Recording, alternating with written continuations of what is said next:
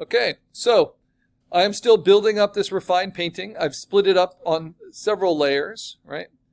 Because I kind of rearranged the face a little bit, and I composited some of the texture internally from the chest and put it onto the front legs. But I still have to do stuff for the back legs and kind of paint in. And for the fur and for the shape. So there's a lot. The problem is this is all kind of boring stuff to me, because obviously the face is where I was most interested. So you have to find ways to keep yourself interested. Little experiments. Plays with color. Maybe I try it again where I take from my base color layer, I'm going to take a chunk that's kind of in the shape of that back foot, and I duplicate it, but I have to unlock it before I duplicate it. Actually, I don't want to do it for my base color layer. I want to do it for my refined paint layer. Duplicate it, and then move it over. Right? And put it on top, and then transform it and warp it.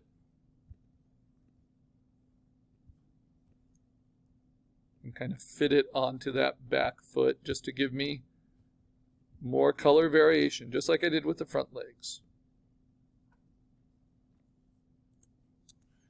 And then I can go to the eraser and get everything that goes outside of my kind of zone of painting. My edges. And then I can do that again with the other back foot. Grab something, duplicate it, move it over,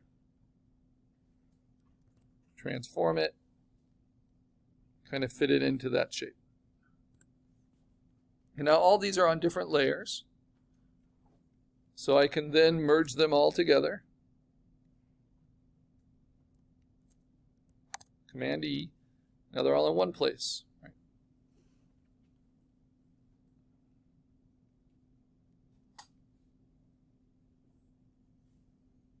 All right. And I keep going. But that gives me at least the impression that everything's been worked on. Everything's been considered. Somewhat. Because all the same kind of brush strokes and textures are everywhere across the image.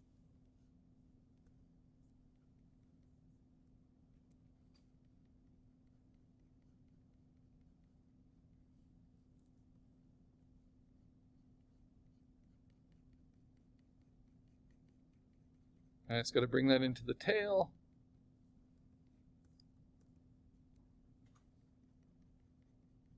And then these transitions. All that done with that low opacity refined brush.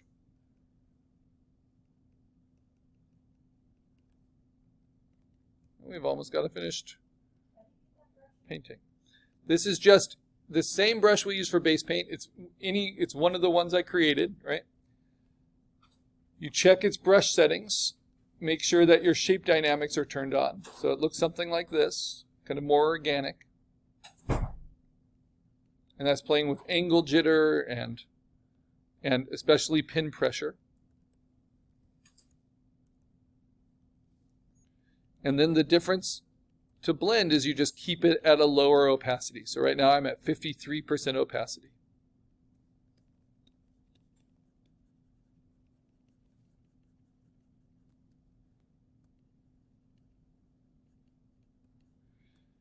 And then same thing with the tail. To get all those kind of colors and layer that up in the tail, I can simply go to my refined paint layer, grab a shape that's kind of like the tail, like this banana shape, duplicate it, move it over on top of the tail, transform it. And it's not cheating because they're my own pixels. I'm just making better use of them. Sometimes you can even change their blending mode. I'm just kind of building up a texture with it, right? And then I can use the eraser if I want to make sure that the edges aren't doing anything unnecessary. Whoops. But no, that all looks pretty good. And then I can blend that in.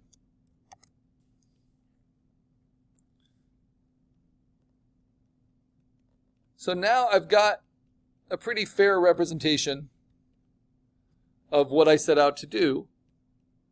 Show my cat in this pose with his expression in a way that's pretty gestural and painterly and colorful and somewhat experimental.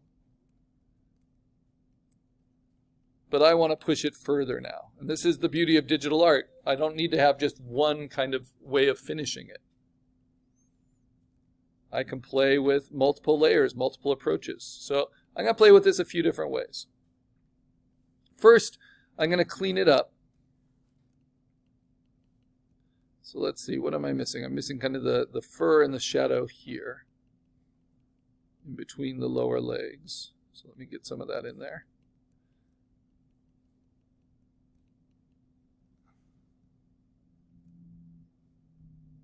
And the shadow on the back foot.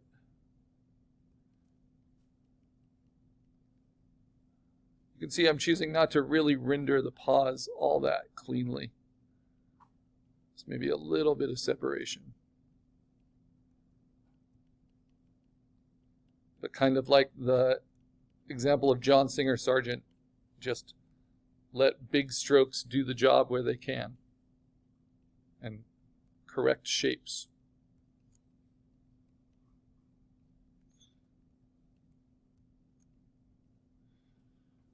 All right, now, how do I clean it up? Well, I turn off the things I don't want, right? I turn off the reference images. Turn off the backgrounds. And I see what's lost. So you see all of these little gaps. The gray is actually serving a purpose there.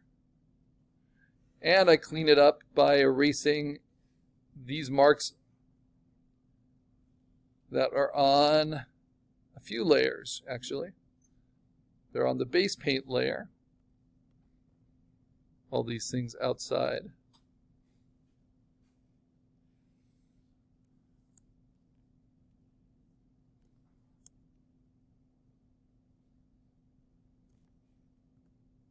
Right. And they're on my refined paint layer. And it looks like they're somewhere else too. There we go.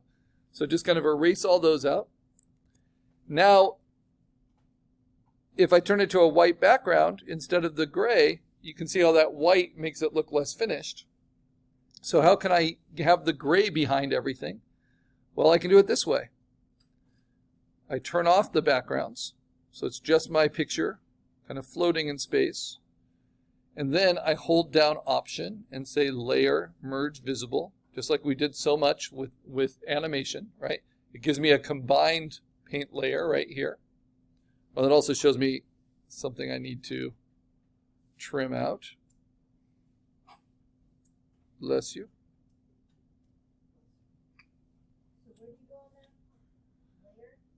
So once you're happy with your paint, this is to clean it up. What I've done is I turned off all the layers, even the backgrounds that aren't needed, right? Like all the reference layers, all of those. So all you'll have is a checkerboard and then your paint, right? And that for me was 1, 2, 3, 4 layers. And this is what they look like. Base paint, refined paint, and then these kind of internally composited parts.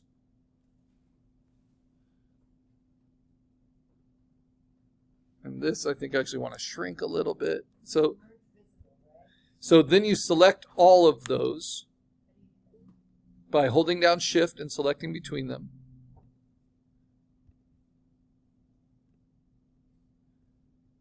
And then I hold down Option and say Layer Merge Visible. and it will give me a new composite on top. There we go. So I'll show you. So if I click on the top one, hold down Shift, and then click on the bottom one, they'll all be selected. Then hold down Option and say Layer, Merge Visible, and it will give you a combined layer on the top.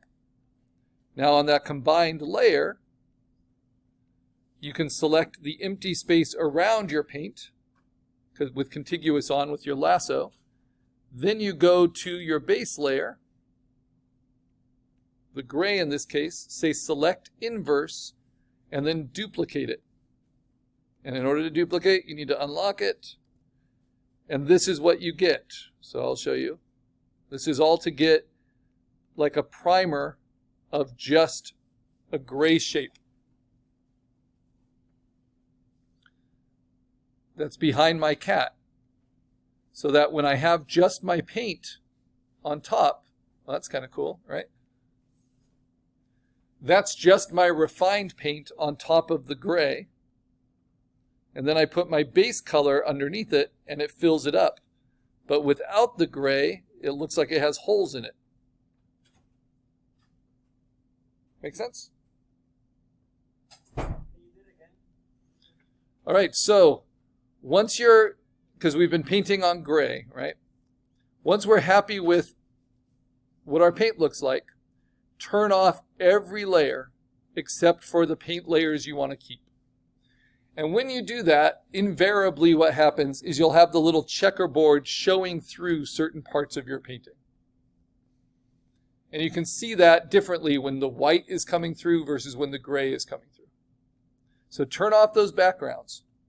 Then, basically, because now this is all that's visible, in order not to disrupt those layers, but to combine them into their own layers, you hold down Option, you click on the uppermost visible layer, you hold down Option, and you say Layer, Merge Visible.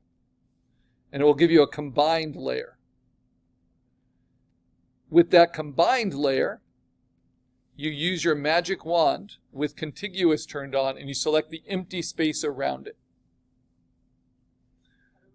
So it's basically making a stencil around your painting.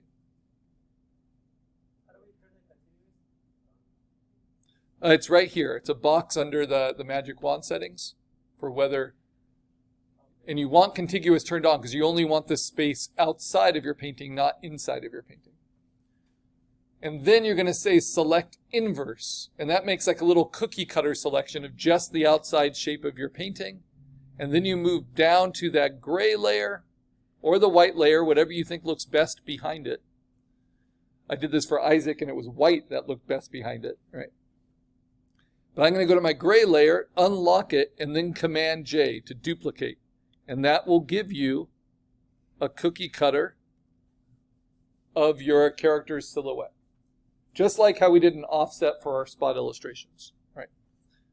But our offset was white. Here it makes sense to have the offset be gray. And now that's filling in behind it. What's fun is I did this multiple times, and I can layer that up on top of itself, and it just becomes more and more opaque each time. Because there are parts of my painting that were only covered by my refined paint layer, even though I wanted everything to be covered by my base paint. Now here's another fun trick.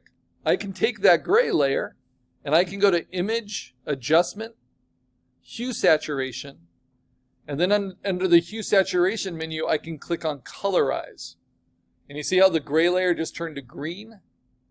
I can shift it to different colors. Like I kind of like that blue instead of the gray. And I can make it lighter or darker. And I can make it more saturated or less saturated. It's like controlling the base color even after you've painted on top of it. It's pretty cool. So look at that difference between the gray and that kind of turquoise. All right, so to finish up, I'm going to turn on